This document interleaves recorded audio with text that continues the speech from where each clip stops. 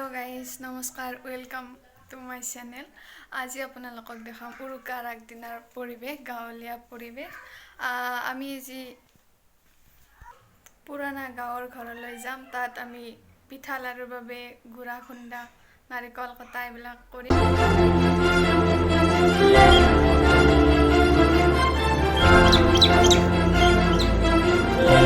Guys ready R যাও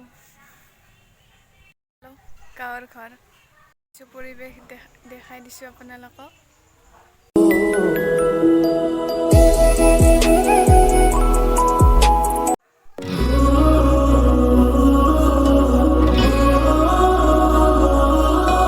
এতিয়া মই ঠিকি দিম।